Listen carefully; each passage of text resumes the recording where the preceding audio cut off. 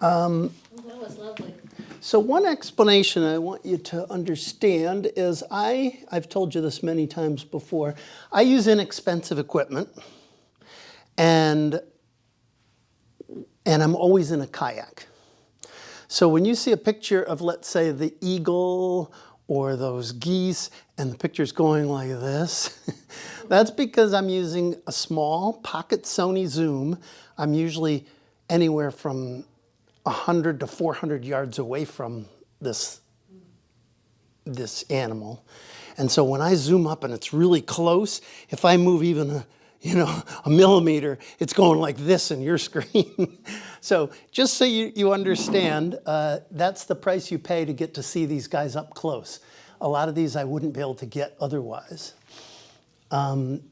Today, what we're going to talk about is insects. I know that's not everybody's favorite topic, but it does happen to be my favorite topic. And again, just to remind everybody, I've said this at the beginning of every talk. Some of you are new, some of you have seen the talk before. But I go out on a stretch of the Assabet River, the river that flows right through town. And I'll show you the stretch in just a minute. And what I do is I post pictures and videos every single day on an Instagram page called Assabet_wildlife. So if you're interested in seeing these each and every day, you go on there, you just type in at Assabet Wildlife. It'll bring up the page. You can just follow it. You don't have to ask. It's an open page. You just follow. And you'll get in your feed every day a different example of something on the river. And this is oops, sorry. Didn't mean to do that. This is I just did a screenshot of a 9-day sequence. So this is 9 consecutive days, and these are the topics that I posted for that day. So this is pickerel weed with, a bee pollinating it. These are baby barn swallows. This is a swamp azalea. Here's my last picture of this cygnet swan. It disappeared after that, so I assume it died. It was about a month, maybe about 6 weeks old. It's also a fun picture because all these turtles are looking at him. A picture of a pond hawk, swamp azalea, American bullfrog. This just happens to be an aphid that I was just collecting some insect samples along the shore. It's not particularly oh, I forgot to use my little pointer. It's not particularly a river animal, but it was just fun for that day. And then this, of course, is the water chestnut, which is an invasive plant. I try to pull them whenever I see them. Right this month has been, well, the last 2 weeks they're popping up and I have to keep pulling them out. So this is where everything you see today comes from a stretch right here all the way over to here. So over here is Maynard. If we go upstream, this is Crow Island, for those of you that are familiar with Stow. If you keep going, this is Sudbury Road. So this is Honeypot Farms. And this is the Collins Foundation or the National Heritage Museum. This is, of course, Lake Boone. So I put in right here, and I go along this stretch. I spend a lot of time on this big pond that's part of the whole river system. So a little bit of time in this sort of intermediate pond in this same system, some time in these back channels. But the main channel is this little serpentine one that goes along here. And so everything you see comes from there. Today we're going to talk about insects, but because I don't have a handy place to put the amphibians and reptiles, I stick those at the beginning of the insects. So, and actually I don't really talk about any amphibians, it's all reptiles. So the painted turtle, this turtle is Well, it's the most common turtle in North America, and it's absolutely the most common out in the river. You see a million of these guys. They're everywhere. They're always sunbathing, as opposed to, for example, the snapping turtle. You know, these guys are maybe this big on average. The snapping turtle's like this big. You never see the snapping turtle except when the female comes out to lay her eggs. That's the only time I get pictures of those, so you'll see those in a minute. But really, in the water, they're always down in the water, so sometimes I'll get these vague shadows of them, and that's about it. But these guys you'll see everywhere. Their heads are always popping up. They're always out sunning themselves. They're skittish. You know, when I come near, they usually jump in the water. That's why you saw in that movie a lot of them diving into the water. Where do they go in the winter? They're all here. No, they don't go anywhere. So they stay under the water. Obviously, because they're reptiles, they don't breathe underwater. They have to put their heads up out to breathe. But The ice, they can't put their head up. right, so they have to find places where it's open. You know, the river's never fully solid everywhere. So, in fact, if you see the bird talks, you'll see animals like the great blue heron. The great blue heron doesn't really tend to migrate. It finds places that it can get fish, you know, in the open water areas. So they don't migrate away. Again, this is a very common way to see a turtle. They're always out sunning.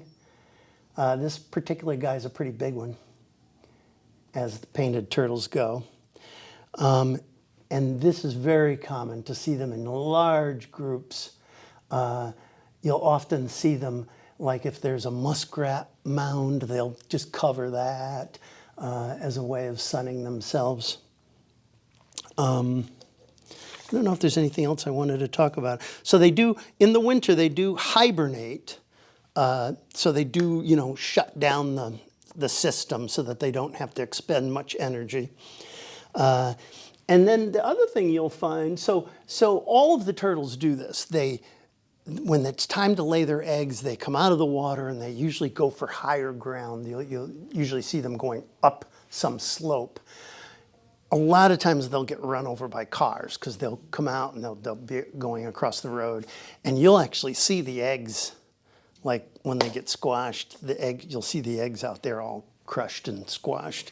So you know that that's what they're doing. They put under the sand, dig sand and put down. Yes, they put it they dig and put them into the ground, and then the little baby turtle has to find its way back to the, yeah, it's got to find its way back to the river.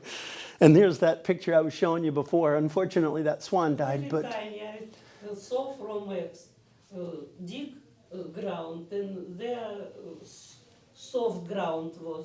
And a lot of eggs there. I close again. Oh, good. I see different place. Tiny turtles go to the pond. Sometimes you'll see a little turtle this big squashed in the road because they're trying to make their way back, you know. So again, you'll see a lot of them underwater. Usually what you'll see is as you're kayaking along, the turtle's head will be up and all of a sudden he'll see you and he'll go under, and as you're kayaking by, you see him furiously swimming down as deep as he can get. So this is the snapping turtle. Like I said, much bigger. They're like the size of a tank. You know, they're huge animals. They're quite aggressive too. They don't really like you around. You don't see them often. You only see them here because she's going up to lay her eggs. This is the head of a snapping turtle right here. And you will periodically see their heads come up, but they're just very shy, but combative. And then this is about the only time I see them. You see them under the water there? That's the extent of what I get to see. And they don't make good pictures, but that's pretty much what I get. Now, this next one I never see. And it doesn't really tend to be in the river as much as it's like in the woods next to the river. And it's very rare. But I did see one this spring, and so I got a picture of it. This is a spotted turtle. It's smaller than either of the other two. And it's quite shy and again tends to spend most of its time more in the wooded area rather than in the water. And then here's my one amphibian, the American bullfrog. Now I don't see these guys a lot either, but you hear them. All the time you're out there. That's nonstop. You hear the bullfrog, but you don't really see them. And there's a couple reasons for that. One is animals like to eat bullfrogs. The bullfrog doesn't worry about its eggs. They lay them wherever they feel like because the eggs apparently taste terrible. So the egg is pretty safe from predators, but the bullfrog itself is quite tasty, as the French, I guess, will tell you. So I don't see them often. Every once in a while, I'll fall into one by accident. But the second reason you don't see them is they're very patient. They'll just sit there in the water and not move at all. So you don't even notice them. You're going by, like here's a video of one, and you won't see this guy budge. And I videoed him for, like 10, 15 minutes trying to see if he would, get an insect or something. Never moved the whole time. This is another one that I tried to video for a long time, and he actually did snatch an insect the one time I wasn't videoing him. And then he finally jumped away. But anyhow, the bullfrog, and of course they primarily eat insects, which is what I was hoping to see. All right, so now I'm going to talk about insects. This is the bigger section. There's a million insects, there's so many insects that I wouldn't be able to cover them all, but I'm going to cover some of the main ones. And my first question is always, what insect is this? It's a trick question. It's not an insect. That's a water mite. You'll find those if you just, sample the water. They're all over the water. And mites are more like spiders than they are insects. Spiders, mites, ticks, they're all a completely different class than insects. Insects are a different class. Are they that you can't see them with the naked eye? This one, no, you wouldn't be able to see those. This was under a microscope. Yeah. Yeah. And in fact, the next one, this is another water mite. I was looking at a damselfly larvae under the microscope. So this is the very tip of the damselfly's abdomen. That damselfly goes, way down here. And this is under a microscope. I had no idea this was on here. And all of a sudden, it kind of popped up at me. And I thought I'd show it just because it's such a strange looking, it almost looks like a little alien, with his little eyes. And anyhow. That's not really part of this talk. This is another one that if you just sample the water, they're everywhere. This is, an amphipod, part of the crustaceans. You can see how it looks like a shrimp, but they're very tiny. They're like this big. You can see it, if you sample and you look, you'll see them, but they're very small. And this is probably what most of the animals out there are eating. And then one last non-insect is the leech. Weirdly, these, like if you decided you wanted to go out and maybe you're interested in aquatic plants. Well, I took an aquatic plants class when I was very young in Michigan, and the teacher would have kids getting out into the water, and when they came out, they would have leeches on their legs. Weirdly enough, these leeches are attached to the bottom of my kayak. This white that you see is actually the bottom of my kayak. And this guy is probably, a good inch. He's big. This one's tiny. Like that big and like that skinny. Like you'd have trouble quickly identifying him on the bottom of the kayak, but not this guy. This guy was pretty substantial. Now, why are they attaching the bottom of the kayak? I don't know, because obviously what they're interested in is attaching to your skin and They won't drink take blood, right? Okay, so I thought that would just be of interest. Now, these are not, obviously they're not insects. These are actually most closely related to like earthworms. So they're segmented worms. All right, so let's start with some insects. If you just sample water, you'll find these pretty readily. Now this guy is easy to see. He's, probably that long. So he's pretty easy to see. This guy's smaller, so he's a little more difficult to see, like that size. And this guy you wouldn't really be able to see. He's more like he might be the size of a period or smaller of a sentence, He's very, very small. So the water boatman and the back swimmer are quite common in the water. The back swimmer is called that. I have him flipped over right now for this picture so that you're seeing his, the top of him. If he swam normally, this is what he would look like, but he doesn't. He swims upside down. So that's why he's called a back swimmer. In fact, in the next videos, you'll see this is the water boatman over here, but this is the back swimmer. You'll see him, I think I have this as a video, don't I? Maybe not. Maybe that's not a video. Okay, but anyhow, here he's upside down. So if you could see carefully, you'll see his leg goes all the way up to there and all the way there. That's his underside, but that's the way he swims. These are all predators.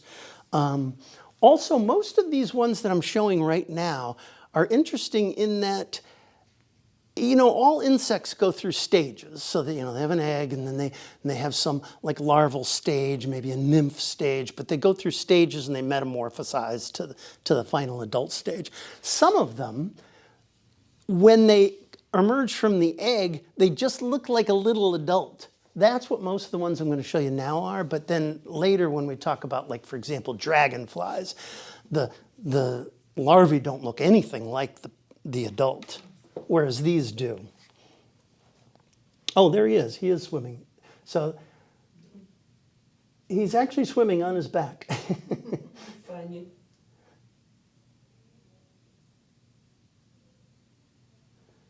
Oh, and there's a little water strider, but we'll get to those in a minute. And the other thing that you saw at the beginning of that video was a damselfly larvae. Okay, this is the giant water bug. Now these are big. These are, 1 to 2 inches. I mean, they're good-sized bugs, and they will bite. So if you decide to pick one of those up with your hand, it's probably not a great idea. Here's the most interesting thing, though, about them. This is a female, this is a male. The male carries the eggs on his back. He takes care of them. So the female lays the eggs on the back of the male, and he takes care of the eggs until they hatch. When they hatch, and in fact, I collected one of these the other day. This is, maybe an inch long. I collected one that looks exactly like him, but he's like this long, So they look exactly like they do as an adult, just littler, and they just keep going through stages where they get bigger and bigger. Now, how big would the adult be? Like I said, about an inch. An inch? Anywhere from an inch to 2 inches. I mean, they can be huge. And not somebody you want to mess with. And again, almost all of these are predators, so they're out there trying to find other small things to eat. Okay, this is the creeping water bug. This is much smaller than that giant water bug. And it looks kind of fierce because it looks like these are big chompers he's got in the front, but those are actually his front legs, and they're used for, grabbing prey and so that they can eat them. This is also quite small, the crawling water beetle. I've done a slow-mo because if it was fast motion, it would just be furious swimming. You'll see at the very end when it speeds up, but this slow-mo gives you an idea of they're actually pretty good swimmers.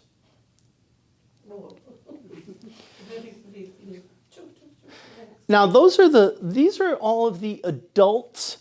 Oh, everything I just showed up till now are the adults who live underwater, but they're not underwater breathing animals. So in most cases, they keep like a little bubble of air either under their wing or under their leg, something like that allows them to stay underwater longer in order to hunt. This next set that I'm going to show you are the surface dwelling insects. So as adults, you'll see them on the surface of the water. This guy I've only seen once in my, 4 or 5 years out there. And I just found him by accident. You've all seen stick bugs, right? You know, they're terrestrial insects that, look like sticks. This guy looked like an itty bitty stick bug. I mean, he was only like this long, very small. Like an itty bitty stick bug. I didn't know what it was. And it was on the surface of the water, kind of on like algae or something like that. Turns out that's what they eat, is they eat like, bacteria and algae and stuff like that. But I brought it back and looked at it under the microscope and then looked it up. And it turns out it's an insect called a water measurer, quite rare. And I had never seen one before. Pretty interesting head. You can see the eyeballs back here and the mouth part sticking out way out here, and the antennae. Actually, these are probably his front. Well, there's the front leg. So that is the antennae. Unusual looking insect. And you'll find them on the surface. You don't find them on terrestrial. You find them on the water, but kind of on like plant matter and stuff that's floating on the water. This guy, the water scorpion, I get them maybe 1 or 2 a year. I'll find, and they tend to be in the plants. So you have these plants that grow in shallow water. Maybe a foot deep of water. You'll have plants coming out. These guys will always be kind of in the plant area. They're, again, not underwater bugs per se, but they can breathe through spiracles down here. So what they'll do is they'll go upside down. They'll stick that out into the air, and they'll be under the water hunting things. And you can see his front legs, again, big, grasping. It looks like wicked mouth parts, but it's really not. It's front legs that grasp. Blow up of his head, just in case you're interested in what that looks like. That's called the water scorpion. These actually have a lot of different shapes. This long, skinny one is one of the shapes, but another shape is kind of more like a football. And those front grasping paws look more like a scorpion, so I guess that's probably why they got their original name. All right, now for the most common insects you'll see out there. If you go out on a kayak or a boat or even just walk along the river and get up nice and close, you will see water striders all over. They're all over the surface of the water. This is the largest of them, and they tend to be more solo. Like you'll see just by themselves moving along. In fact, there's one. I don't know why he stood still and allowed me to film him like that. Usually I have trouble finding him. So here's one. The camera's having trouble focusing on him, but you can see how they move along the surface of the water. But you also see he's all by himself. Now look at this guy. He's coming over, and something's got him upset right here. He raises up. I don't know what he's doing because I can't see well enough, but raises up on his back legs. Kind of interesting. I've never seen one do that, mostly because I can't see him that close up. But that's kind of the largest version. Then there's these smaller versions. This is kind of like an intermediate size, but it has these very weird back legs. I don't know what's going on with that. And then this is an even smaller version. And they're all water striders. And so I took some of them and put them inside a vial with some water so that you could see them, how they move. And when they're on the water, they're just frenetic. They're moving all over the place.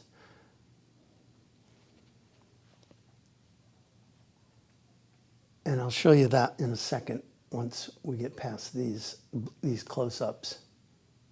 Again, they're predators. They're out hunting smaller creatures on the surface of the water. And then here's one grooming himself. I thought that's interesting. Looking like on the ice, sliding. They on the water like on the ice. Only on the surface of the water. You never see them anywhere but right on the surface. It's a funny. And they have this, the way their legs are built, and a lot of times they'll have, you don't see them here, but some of them you'll see little hairs like cilia on their legs that help them stay up on the surface of the water. Here's a very tiny version. These might even be riffle bugs or, you know, related but not actually water striders. But these are microscopic, like you wouldn't be able to just see that bug. So this is the smaller ones. They tend to always be in these like groups. You'll see them like a big scrum, almost like 5-year-olds trying to play soccer, you know. They're just like this, all over the place. Like tube. Yeah. All right, that's the water striders. Now, this next one doesn't really fall in any of those categories, and it's not really a water bug, but it's an interesting bug. And I found it when I was sweeping along the plants on the river. But this is a springtail, and a springtail is a super primitive bug. It's like insect, sorry. It's like a super primitive insect. So it has no wings, which is, you know, rare. There aren't that many insects that have no wings. And it tends to be in like the leaf litter, like if you walked through woods or something, you'd find it in the leaf litter. And I took this sideways picture. You can actually see his head is bigger than, I don't know why this dark part, why this part didn't show up as dark, but you can see he's bigger than actually this dark part there. But notice this here, this little projection. That's like this thing he's got in his abdomen that allows him to spring up in the air. You know, they can shoot up like a couple feet. They're kind of like fleas. You know how fleas can shoot up in the air like a foot or two? So that's a very primitive insect, and I just thought it was worth mentioning because of the interest of it. All right, now this is by far the most common flying bug or insect you'll see out in the on the river. You know, you'll see just as many water striders, but you won't see any more prominent flying insect than the dragonflies and damselflies. So they occupy the same category, Odonata, of insects. And this on the left is a dragonfly larvae, and these on the right are damselfly larvae. The dragonfly larvae is fatter, bigger, not necessarily longer, but more bulk to them. These are insects that as larvae, as juveniles, whatever you want to call them, they do breathe underwater. So not like the other ones that we talked about that have to, you know, fake it with an air bubble. These guys breathe underwater, and they live the majority of their life underwater. So when you see a dragonfly flying around and you think of that as like that's the way it normally lives its life, that's a relatively short part of its life. So they can live anywhere from, you know, 3 or 4 years underwater like this, and they live a few months as an adult flying. So this is a damselfly larvae, just showing you a little bit of the movement of the larvae. You'll always find them, if you want to look for one of those, just go up to any submerged plant and, you know, scoop under the water because they're always at the base of these plants. Here's 3 of them. You can see they're not social creatures. Like when one gets near the other one wants nothing to do with them.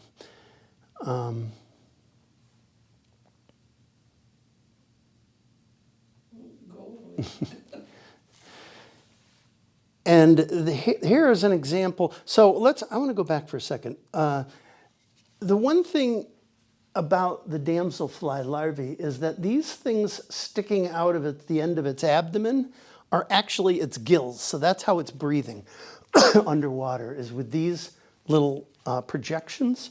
But if you look at this dragonfly larvae, notice how his abdomen is like pumping. That's because he's actually breathing through spiracles in his abdomen. He doesn't have those projections like the damselfly. So they're underwater for several years. They're predatory, feeding on other small insects and stuff.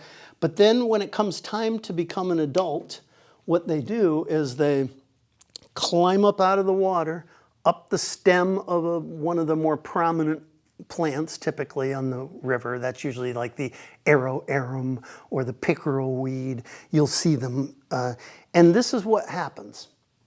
So they climb up the stem, and then they molt, they metamorphosize into adults, and they leave behind the husk of their juvenile form.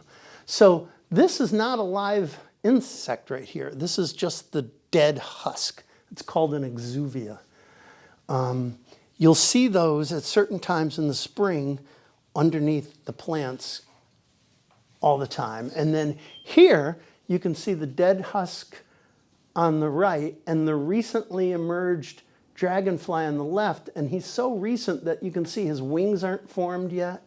He's got soft skin. He hasn't hardened yet. So he'll have to sit there for several hours and develop those things before he'll be able to take off. That's the dragonfly. Here's the damselfly exuvia. And again, you can see the difference between those two. The size difference. Like, that's the same leaf, basically. Well, actually, that's a pickerel weed, but you can see they're much smaller, the damselfly. And here's a damselfly that's come up and it's about to try and emerge as an adult.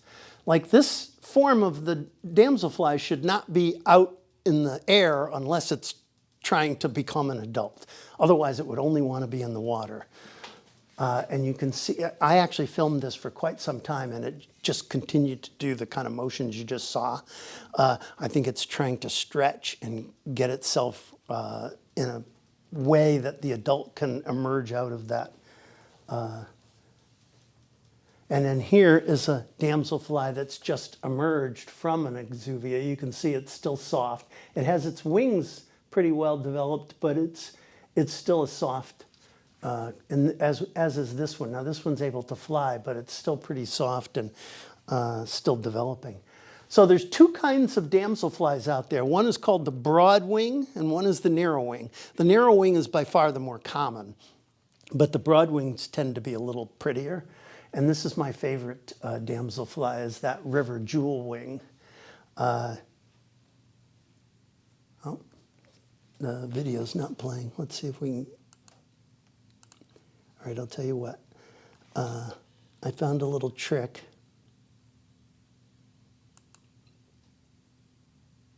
Oh, it didn't work. Well, this worked for us before, but it's not working now. Let's see if we can get it to. Might not work this time. Oh, there it is. So that river jewel wing on the right, that's a damselfly. Very pretty. This is another broadwing damselfly. And then some of the narrow wings. In fact, this is the one that you'll see 50% of the time. You'll see these bluets. Occasionally I'll see a green one. And then this brown one's the other kind of common one, but I don't know what it's called. Here's a bluet. Oh man, the videos now aren't working. Huh. Well, he doesn't actually do a whole lot of action there anyhow.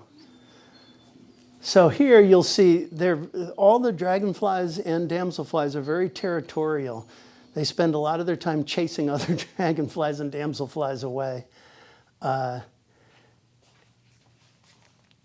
then here's one actually has caught prey. Now you remember the water striders?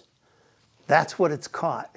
And you can see its legs sticking down, the water strider's legs are sticking down here, and he's eating his body right here. Whoops. So I'm going to go over a couple of the fun dragonflies. There's a lot of indistinct dragonflies that if I really knew my stuff, I'd be able to tell you what they are. Oh boy. That's not good. All right. I don't know why that happened. But the more colorful ones I can show you because they're, to me, more interesting anyhow. I'm always attracted by the shiny objects out there. So the eastern amberwing are these two. And then this is an interesting thing, and a lot of the dragonflies are this way. This is a sexual dimorphism. So the male looks different than the female. You can see over here, this female doesn't look really anything like the male. And obviously the male is who they named it after because it's called the amberwing, and the female doesn't really have amber wings, more of a mottled wing.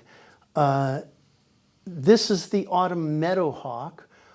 These guys, these amberwings, by the way, they're very fast. They're smaller and very fast. This autumn meadowhawk, if I'm out there in late September, this is the only guy that I see out there. He hangs around she hangs around quite late in the year. Hence, autumn meadowhawk.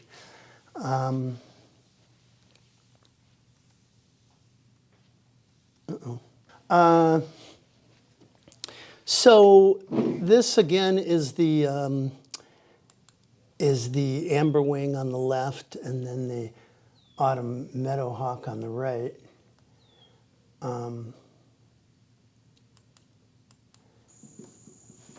That autumn meadowhawk just landed on my kayak, and one of the things that you'll see that's interesting with a lot of these dragonflies is the damaged wings. You'll see that in a couple of the other ones, and that's because they're so territorial. They're always fighting with each other. And so you'll see a lot of damaged wings among them. So here's another case of the sexual dimorphism. You'll notice that the male widow skimmer doesn't look anything like the female widow skimmer. And the other interesting thing is sometimes you'll be fooled. You'll see a dragonfly that'll look like this, and you'll say, oh, it's a female widow skimmer. But if it's a juvenile male, if it hasn't reached its sexual maturity yet, it can look like the female. And that happens, the same thing with birds and some other animals. Okay, these are the common white-tailed skimmers. This he doesn't do much, but it's actually a video. So again, male looks different from the female.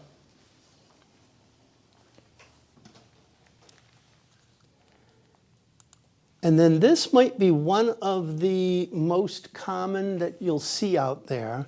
And you can identify this guy. You know, he has the bluish, dusty bluish abdomen, but some of the other ones do too. But if you see like green eyes and a white face, so white face and big green eyes, that's the male blue dasher. This is the same blue dasher that's just on a pickerel weed. Another thing you'll see a lot of times is them putting their wings down. You'll see that a lot with this blue dasher. I think that was the way some of them looked in the picture before. But this is the eastern pond hawk, another one that's real common. Notice you could easily feel like this is kind of bluish. So if you see a bluish abdomen, you don't know if it's a blue dasher or if it's the pond hawk, if it's the male. The female, this I think is an immature male, but that's what the female would look like. So you'd know that right away because they kind of had that green stripy look. But this dusky blue kind of abdomen the way you can tell that this is the pond hawk is he, instead of having a white face with green eyes, he has like a green face with dark eyes. So you can see this little part here is green right in the front of his face. Are any of their wings iridescent? Not really, no, not the dragonflies. You saw some of the wings.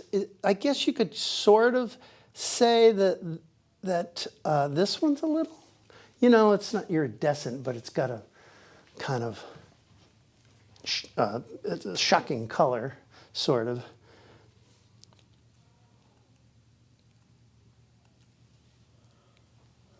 And these are just some random dragonflies that I don't know what species they are. But again, I like to point out that that guy has damage in his wing. Again, in most cases, I'm assuming it's due to territorial fighting. Now, it's possible that maybe they were the victims of a bird or something and they escaped. That's possible.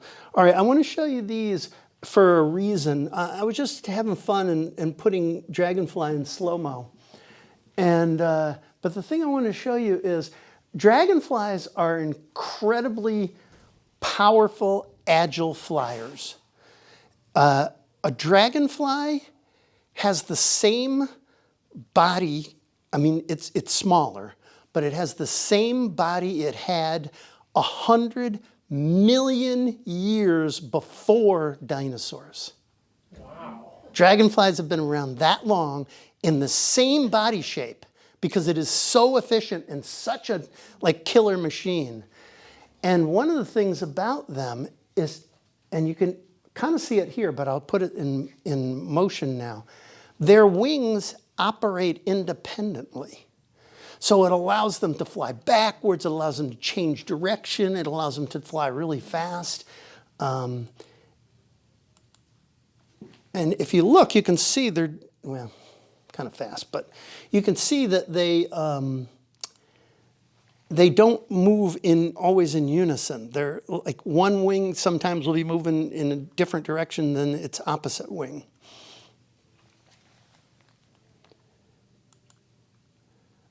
So you've seen, I'm sure that if you, even whether you, because dragonflies, yes, all the larvae are in the water, but oftentimes they're in your yard as a flying insect because they can fly quite far and they're really good flyers.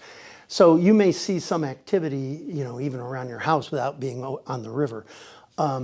When they mate, this is, of course, what they look like. And they'll be flying that way, sometimes attached. You'll see kind of a weird shape flying around. It's because they're attached. And what happens is the male, the very end of the abdomen has kind of graspers. And he'll grab the back of the female's head. And then the female will bring her abdomen up. And the male has transferred, prior to this, has transferred his material up to instead of being at the end of the abdomen, it's more like in the middle, closer to the thorax of the animal. So the female brings her abdomen up to that place, and that's how she receives the genetic material from the male. So it's pretty interesting, and you'll see the same thing with the damselflies. So of course, here you're just seeing them attached. You don't see the female bringing her. It's not that kind of wheel shape that you see when they're actually transferring material. But you can still see them attached together, and that's what's going on with that. Okay, and then if you've ever seen this and wondered what's going on, these are pictures of the female laying her eggs. So she's laying them into the water. And sometimes that's the common white-tailed skimmer, and then the eastern amberwing. I'll show you that one in a second. And sometimes the male will be there to protect against other dragonflies. And so here you'll see the female coming in to lay the eggs, and then you'll see the male come into the picture. And then here's a very quick one of the pond hawk. I didn't catch much of this, but that's the pond hawk laying her eggs. So if you ever see that, that's what's going on there. Here's the same thing with the damselflies, except instead of, dropping themselves like the dragonfly does, they actually park themselves and just start putting the eggs into the water. So that's what's going on in this picture. All right, enough of the dragonflies, although they are a fun part of the insects. So mayflies, you guys have all heard of mayflies, and some, like if you're in, I've been in Michigan in the spring when the mayflies come out, and I mean, there's like thousands of dead ones on the ground. You're just like crunching through because they all emerge near the same time. They're only out for a very short time to reproduce. So almost their entire life is underwater, but then they come out for a very short time to reproduce. And interestingly, the mayflies, I think this is the only insect that does this. It has 2 adult stages, and they're only like a day long each one. But they come out, they emerge in a particular stage of adult, and then like a day later they're in a second stage of adult. So the mayfly, this is the larval, so this is the underwater shape of the mayfly. And you'll notice it looks a lot like if I just took the mayfly and the damselfly larvae and put them under a microscope and had you look at them, you would think they look pretty similar. And so the way that you can tell the difference, if you remember, the damselfly had these 3 projections, and they were actually gills. That's what the damselfly used to breathe through. The mayfly does not use those to breathe through. The gills are right along here. You see these things that look kind of like leaves. That's what it breathes through. And I have a picture of them breathing, but I guess that's not next. So here's another way you can tell the difference. If you look at the mayfly head, it tends to be more kind of evenly round, whereas the damselfly head kind of has this almost like it's stretched out like these projections on the sides. And then, like I said, the damselfly, if you look at the projections up close, you can see they kind of look like leaves. So that's their gills. Whereas the mayfly doesn't really look that way. It looks more just like a hair, like a cilia. All right, so this is the picture of the mayfly actually breathing. So watch the little gills move. Can you see that?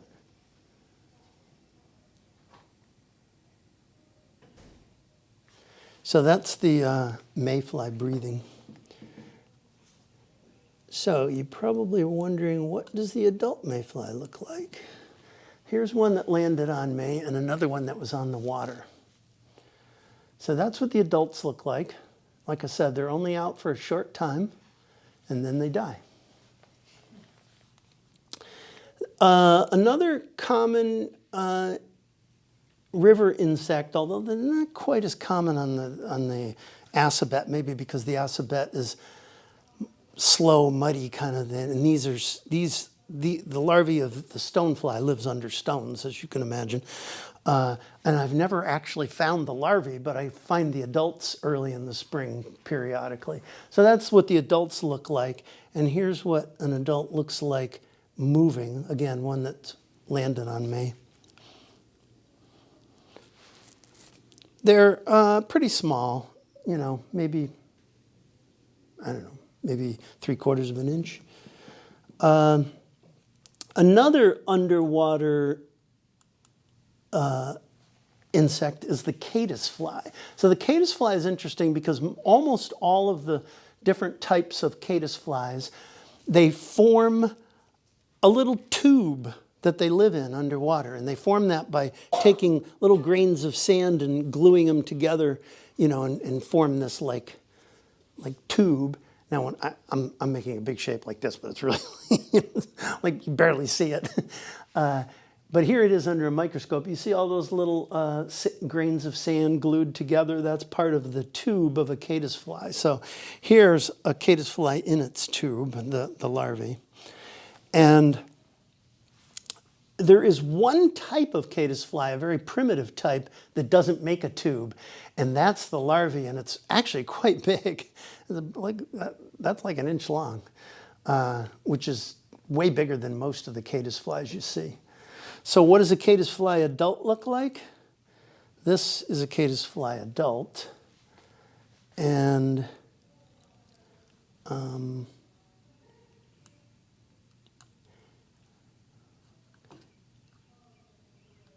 sorry, I'm messing this all up here. Let's see.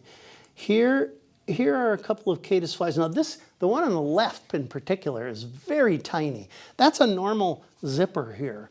And you can see him relative to the zipper teeth. I mean, he's a little teeny guy. And he's not going to do a whole lot there, but you just get an idea of what an adult looks like. And here's one that, again, landed on me. That one's a little bit bigger, but, you know, not huge. You can see the fabric magnified there. And this is what happens when the caddisflies, as adults, are trying to mate. They'll have these swarms over the water. And again, spend most of their time as larvae underwater. Now, there's only a couple more insects I want to quick cover. One is the mosquito. I've only found one mosquito larvae when I was kind of, straining for stuff. And there's 3 types of mosquitoes, and this is the more unusual of the 3 types. The other 2 types have a little tube that projects out here, and just like the water scorpion, the mosquito larvae is upside down, and the little tube is out of the water breathing. This particular version of a mosquito has a couple of breathing holes there, and so the larvae can breathe underwater. And usually they say, mosquitoes, they breed in like still standing water. Like if let's say you had a bird bath and it had the same water in it for 2 months, maybe the mosquitoes would breed in the bird bath. And they didn't used to think that they could breed in moving water like a river, but they're starting to find more cases where they do breed in moving water. So don't use the other rule of thumb as a gospel.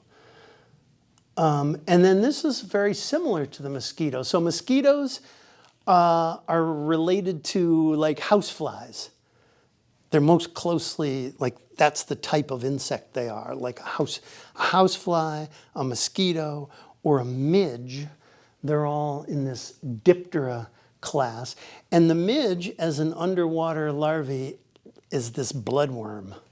So if you, I don't know if you've ever seen in water samples, sometimes you'll see like a little red worm like kind of wiggling around like crazy. That's a midge, and a midge basically looks just like a mosquito. So there's an adult midge. It's not a perfect, because of shadowing and stuff, it's not a perfect image for you to see what they look like, but all of these flies in this category, they have these really big thorax, and all of here's another interesting thing about all the insects in this category. They have, normally insects have 4 wings, right? You saw the dragonflies with the 4 wings. The flies, and you'll see the same thing with a housefly, they have 2 wings, and then they have this little like nub thing here. Looks like almost like a little barbell, a little tiny thing. It's like some remnant of a wing, but they don't actually have 4 wings. So that's a midge. Unfortunately, there's a lot of those out on the river, and they're kind of annoying. This one is just a little dramatic, so I thought I'd show it to you, as the summer fish fly. That's probably 2 inches long. I mean, they're huge. And if you look at the mouth parts, they look quite threatening, I very rarely see those, but they're just kind of a fun, interesting one. And then the final one I wanted to point out, this one is not an aquatic insect like we've been talking about up till now. This one is aquatic in the sense that, so this is a solitary bee, as opposed to, a honeybee is like a colony kind of bee. This is a solitary bee, so they live individually. But this bee lives near the water because its only source of pollen, this is very, very unusual. If you look at a bumblebee or something, you'll see them on all different kinds of plants. All like on the river, I can see them on 10 different flowering plants. This solitary bee uses one plant for pollen, and that's it.